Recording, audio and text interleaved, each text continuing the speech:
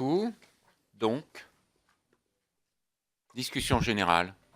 Serge Bardy pour le groupe SRC. Merci, Président. Alors, dans la continuité des négociations menées au plan européen sur la politique agricole commune par notre ministre de l'Agriculture, Stéphane Le Foll, notre gouvernement nous présente aujourd'hui un projet de loi d'avenir ambitieux pour l'agriculture, l'alimentation et la forêt. Ce projet de loi est examiné aujourd'hui, mercredi 4 décembre, au sein de la commission saisie pour avis sur 22 articles sur un total de 39 que compte ce projet de loi. À la suite de cet examen, ce projet sera successivement examiné par les commissions des affaires culturelles et de l'éducation, puis par la commission des affaires économiques, avant d'être examiné en séance publique les premiers jours de janvier prochain. C'est dire l'attention que nous portons à l'agriculture et au destin des milliers d'agriculteurs qui peuplent notre pays et nos circonscriptions respectives. À l'issue de l'audition de dizaines de représentants d'organismes professionnels, de coopératives, de syndicats, d'associations interprofessionnelles et tant d'autres structures, nous avons complété notre point de vue sur ce texte. Cela amène le groupe SRC à formuler une série de propositions en vue de faire évoluer la proposition initiale du gouvernement et de renforcer certains aspects présents dans le texte originel, ou de préciser certains points afin de leur donner d'autant plus de cohérence quant aux questions examinées. Au menu de cet examen en commission, plus de 140 amendements seront présentés et débattus, avec tact et des modérations, j'en suis certain, par l'ensemble des commissaires ici présents.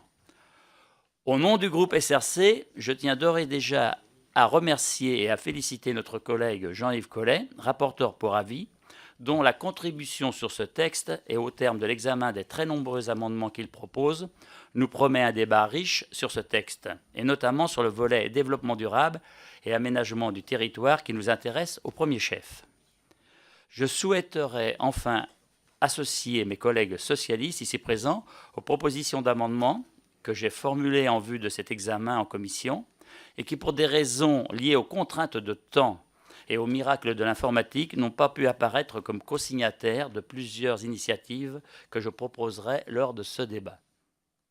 À quelques semaines du tournant de 2014 et de la nouvelle PAC, ce projet redonne de l'espoir au monde agricole en rénovant la vision et les ambitions en matière de compétitivité des filières, de renforcement de l'agroécologie, de renouvellement des générations et de révision du mode de gouvernance dans ce secteur. L'accent est également porté sur la construction d'un système qualitatif qui met en avant la sécurité sanitaire, qui privilégie le produire et le consommer local, qui valorise les produits issus de systèmes et pratiques de production respectueux de l'environnement, valeurs que nous tenons tous ici à partager. Le JI2E, présenté au titre de l'article 3 de ce projet de loi, est un outil pertinent pour ce faire. D'ailleurs, l'absence d'amendement de suppression du dispositif par l'opposition ici présente en est d'ailleurs peut-être la meilleure preuve. Sur un grand nombre de points, le texte proposé par le gouvernement fait consensus. Les enjeux et les ambitions pour l'agriculture qu'il définit au titre 1 et 2, les propositions qu'il formule au titre 3 quant à l'alimentation et le cadrage qu'il propose pour la forêt en son titre 4 sont autant de points qu'il était nécessaire d'aborder et de structurer pour l'avenir de l'agriculture, de l'alimentation et de la forêt. Nombreuses sont les avancées significatives que les exploitants d'agriculteurs de notre pays attendaient depuis quelques années déjà et auxquelles nous rendons ici justice. Merci.